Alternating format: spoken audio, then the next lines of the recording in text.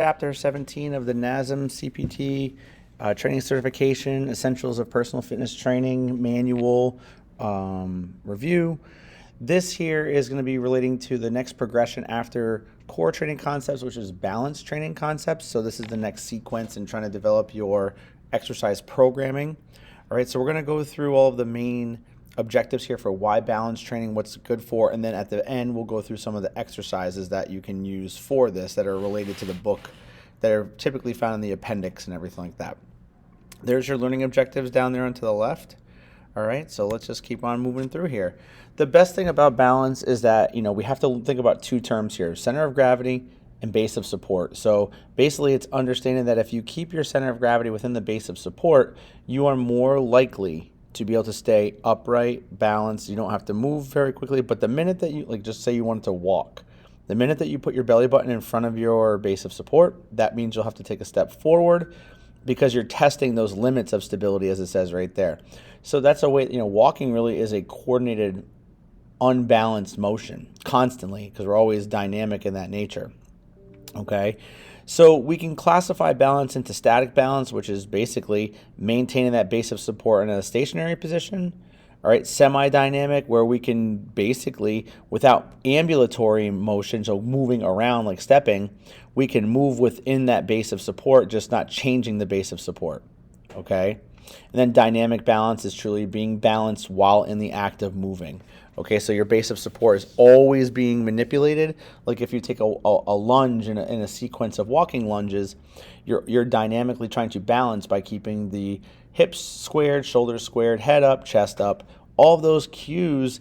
And then what you're going to do is step out a little bit more than tight roping, and then you basically have a base of support in that manner. Drop the hips down, tap the knee, and stand back up. All right, and that's how we would work with dynamic balance to try to keep us from falling over side to side. All right, so the mechanisms behind it, there's three really important systems that we really want to fall within: vision system, the vestibular system, and then the somatosensory system. All right, when we're looking at each one of these, it is really important to understand that, although they work individually, there are times where you're going to have to use them at one time. So it's going to help with proper muscle contraction. It's going to keep you under that center of mass without really limiting your stability. So there's a lot of factors that come into play with that. So what we end up thinking about here is that if we don't have proper balance, we're really saying that, if you have something like injury, or if you have what we call a sensory motor function or dysfunction, that's going to change that balance. And then from there, balance training itself will help to, enhance that person, and back into shape in terms of that injury that was there, trying to correct that, and then trying to take that dysfunction out of the sensory motor functioning and put it back into play. Okay, so how vision is truly eyes. So if you have someone stand on one leg, and that really is a good example to the upper right there, if you have that individual that's standing up on their right leg, they can stand like that for a little while if their balance is okay. But the minute that you take the vision out of it, all right, that changes that ability to be able to balance coordinatedly. And that's where we can practice that and work with that so that we can get better with our eyes closed. So, if our vision is a little bit off, or it's at, at a moment where you had to have your eyes closed or whatever it be, you can still balance. Now, light versus dark environment, that's also another challenge. All right, because you're losing that line of sight. Now, vestibular, on the other hand, that's typically that inner ear functioning. So if you turn your head side to side, if you're looking ahead while rotating your trunk left to right, all of those things can kind of scramble up that vestibular system. So the more balanced training we have, the more we put ourselves into these different formats, the better we can enhance that. And then same thing with somatosensory, is that's basically saying we're changing the surface and basically the feelings of the skin to, the skin pressures, the muscle length pressures, the joint angle tensions, all of those things make a big difference. So if we take visual, vestibular, and somatosensory and we put them together, that truly will, form that balance marking. Okay, if one is a little bit more aggressive than the other, that manipulates how much balance you have. If they're all lacking, then it, and they're all kind of their own separate entity, then that can really affect what your balance is like. So, why balance train? What's the rationale behind it? Well, it does improve motor functioning for muscles, okay? Really important for those, especially for those people who had pre-existing injuries, especially things like knees or ankles, all right? It's also the ability to maintain that center of mass where it needs to be. So if you're the person who is engaging in this training, then you are able to maintain that within that base of support, that center of mass. Even if you had a pre-existing injury or you have a current injury, the more balanced training we provide you, it's not going to hurt you. It's only going to help you to recover, number one, but also, even if you are hurt, it will help you to be able to maintain. Okay. And then lastly, if we're adding balance training into like our resistance training protocols, understand that, the more balanced we are, the more potential we have to increase strength. Okay. Also understand on the bottom there, there's an improvement of balance after an injury. Balance has a direct carryover to being more agile or having more agility. Okay. It helps people with ADLs. That's also another one outside of the things that we had just talked about. So, with injury prevention, yeah, we're basically saying here that, athletes who, are programmed a balanced training style program that does help their resistance to injury. It's making them, more centered. It's keeping everything in alignment in terms of under conditions of strain. All right. And so because of that, we can incorporate balance into a lot of different things. Balance is necessary just along the side of stretching and whether it be strength-based things, plyometric-based things, but balance is all part of that injury prevention program, and we want to make sure we don't want to miss it, because if it enhances, why would we leave it out? Okay. Landing mechanics can be improved. So like if you're doing any sort of plyometric-based training, like jump training, and you're working on landing mechanics, then understand that we are really taking into account that ability to diminish that chance of lower extremity injuries if we have proper balance, and it can improve our landing mechanics, takes away all that chance. Well, then those landing mechanics, and that also goes into other, change of directions, things like that, that can help diminish ACL injuries. Okay, and it can actually be very important for fall prevention in terms of older individuals. So very important for that injury prevention component. With rehab, balance, with that ability to balance, if there's deficits, then that's going to extend that injury time. So we want to be able to use that balance training to be able to, basically diminish those deficits and diminish the amount of time you're going to spend injured to come back sooner, whether it be to athletics or to just regular living. All right. Again, risk of falls. And then if you had a fall, that could also affect it as well. And then, like it says here, there's a term that is really, really cool, using perturbation. If you look at the fourth bullet point there, perturbation is basically, that's a style of balance training where what you're going to do is you're going to provide a stimulus. You're going to, it might be where you're using your hand to gently touch a person and provide that instability to them, that imbalanced nature, and what the person has to do. And you're not talking about pushing really hard, but you're just pushing enough that on an unstable surface, that person is able to maintain that balance without falling off. So if you had them on like a balance board or a wobble board, or you had them on a foam disc, or even a BOSU ball, as they start getting more advanced, all of those things come into play. So, you're using like a touching sensation to move them and to disrupt their balance, and then try to have them regain it in a certain situation. Okay. So, with proper training, okay, we're talking about challenging the threshold of a person's limit of stability. So we're basically going to challenge that center of gravity within that base of support, and we're going to challenge how well they can maintain it. Okay, we want to have what we call a proprioceptively enriched environment. We want to give them specifics like unstable surfaces. We want to give them different, equipment that will challenge that functioning. All right, but we also want to maintain proper technique. We want to give different speed levels. All these things because we want max sensory input to then allow the central nervous system to become more improved, basically, at that point. And when it becomes more improved, it just fills in that void of, somebody that's going to be more prone to maybe topple over, or they're just going to be able to gain more strength if that's what they're looking for. So all of those things come into play. Okay, so balance training is one of those ways that, we can kind of say, okay, you don't need to just do strength training.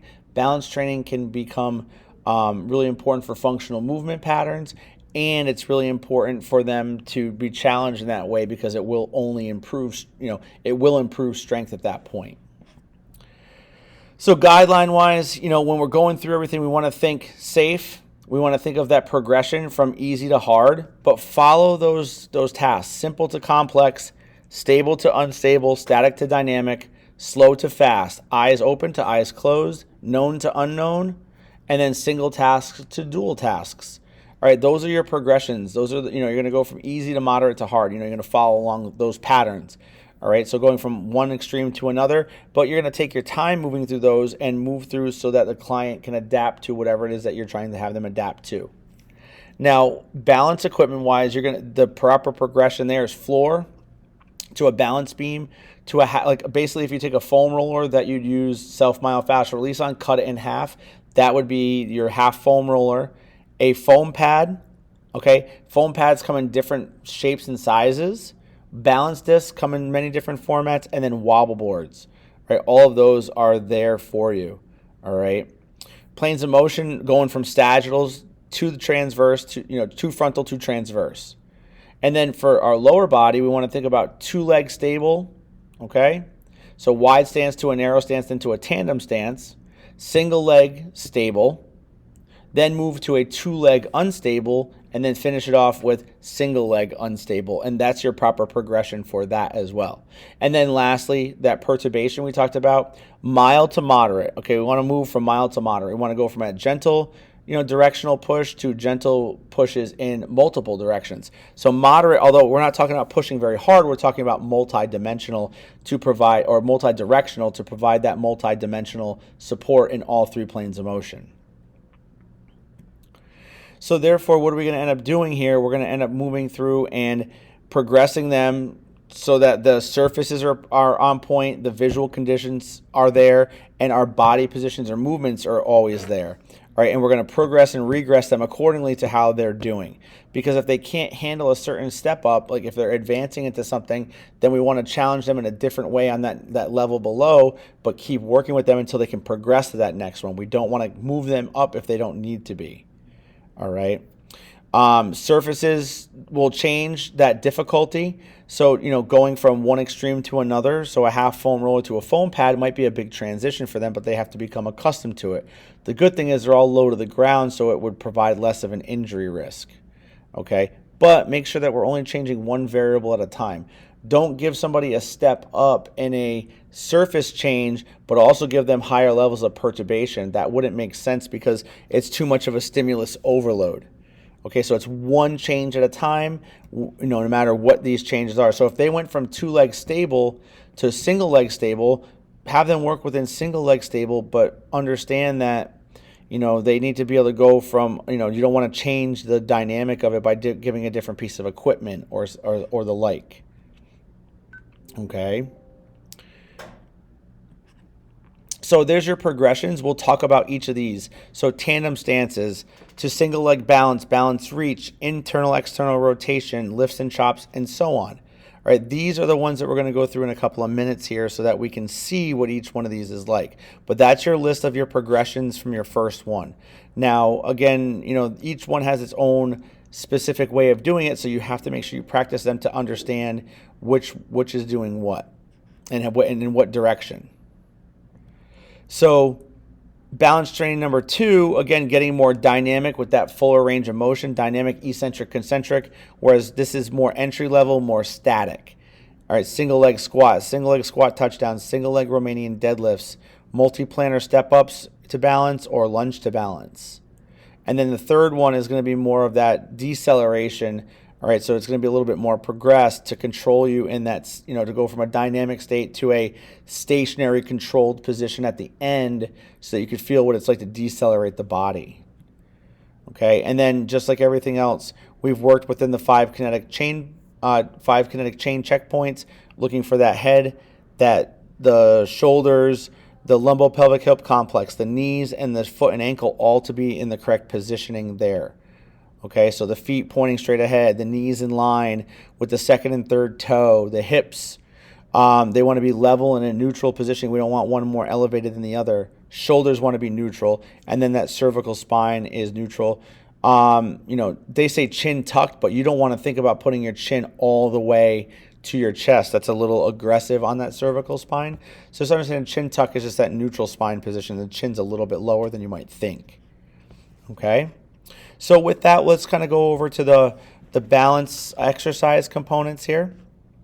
All right. So that tandem stance really is a static position where you're just standing one foot behind the next. Okay. Now, if a person really is struggling with all of this, then what you might want to think about doing is having them have something they can hold on to so that if they need to put those hands down, they can put them down in any way. If you feel like it's someone who's more controlled, we don't really need that at that point. Okay. Moving through, we're going to go through that single leg balance, which is legitimately 1 foot balance, but look, even hips, even shoulders, head forward. Single leg balance to reach, what we're talking about is being multi-planar with this one.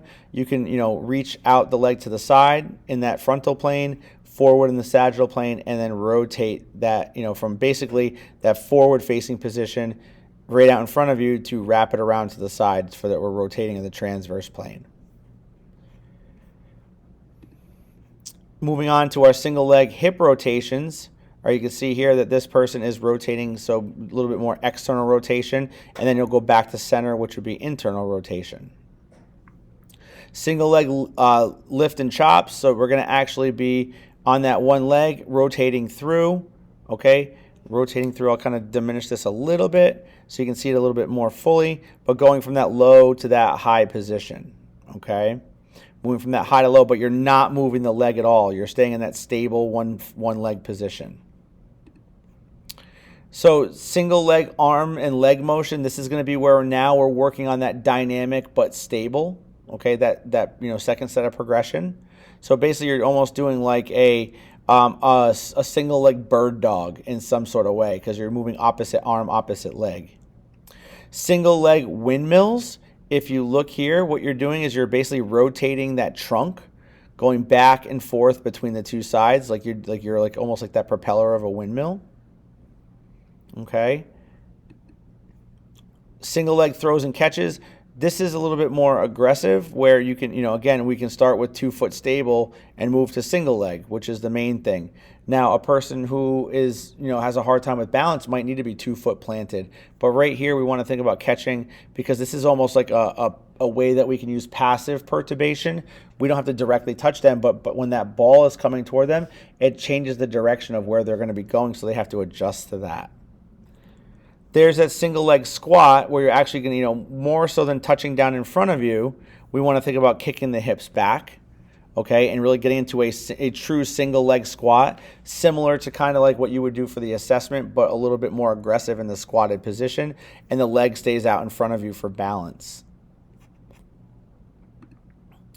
Moving into that single leg touchdown, a little bit more like a deadlift in some manner because the hips are going to come back and then you're going to kind of try to reach down toward the ground. Romanian deadlift where now it's all hip and basically minimalist knee. If you look at that right planted leg on this lady right here, you'll notice that her knee is not bent very much, but all you're trying to do is just hinge at the hip and reach down to touch the toe with a nice solid back. Multi-planar step up to balance. So what you're going to, although you're starting with 2 feet, the whole advent here is that when you step up and press into the box, you're going to lift that leg. But at the end, what you want to do is hold that end range of motion to get that balance effect. That's where the stimulus comes from that. Now this is multi-planar, so you can do forward-facing sagittal, side-facing or side directionally frontal. We're going to step up to the side and then get into that hip flexion position for a front, a sagittal plane kick, but a frontal plane step up, and then a rotational transverse plane, step to balance. So hitting on all of those planes of motion. Same thing with your lunge. Sagittal plane lunge to balance, frontal plane side lunge to balance, and then rotational lunge to balance. Pretty easy concepts here to follow through. Now, multiplanar hops, if you notice, all she's doing here, she's hopping off that left leg. She's going to plant that right leg and land, but then she's going to stabilize at the end. Again, you can do this in the sagittal, which is here, frontal plane, which we're going to go from side to side, okay? And then rotational, where we're going to rotate and land in a different direction while spinning toward the side. A little bit more taxing on the system for that one. Multiplanar single leg box jumps or hop ups, whatever you want to call them, and then to that single foot land. So a single leg jump or hop, and then a single foot land on top of that box. Very, very challenging. Heights on this do not need to be aggressively high, and you probably are more likely to use lower level boxes for this at any given point. Same thing, you can go side, sagittal plane, frontal plane, and then transverse plane. But again, jumping off that one leg to that single leg land. And then lastly, the single leg box hop down with stabilization. You're going to just hop off the box, land, and then try to balance in a coordinated manner. That's sagittal plane. You can do it in the frontal plane position, okay? Where you're going to be doing it to the side. They kind of messed up on that center box here, but this guy is going to land, he's going to come down off of and then land on that frontal plane, so coming off the side here. And then lastly, that transverse plane, start, hop down with that rotation, land on that single foot. So again, more taxing on the system there.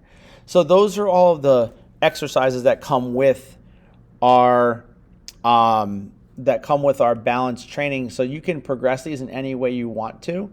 You could do it to the point where maybe you're not doing a box. You could be doing, this is called a single leg box hop down. You could do a single leg box, single leg hop over a hurdle to land. You can do it in any way that you feel sees fit. Okay, and that's going to be highly appropriate for each person, and it's going to vary on each person. So again, making sure that these landmarks come into play, and we really focus in on what are the main components of that balance training for each of the individuals we're going to be doing. Try to avoid giving the same things and be more consistent in that manner, where we're not giving cookie cutter approaches, but we're starting to give very individualized plans so that everybody understands what they need. So Chapter 17, not very long, very important to put into your programming. It's very important for everybody, no matter who you are and what you're doing. So again, thanks for listening. Chapter 18 is going to come up next, and I believe we're looking at plyometric base or reactive base for that one. So hope to see you soon. Keep on watching and keep on enjoying these videos. Take care.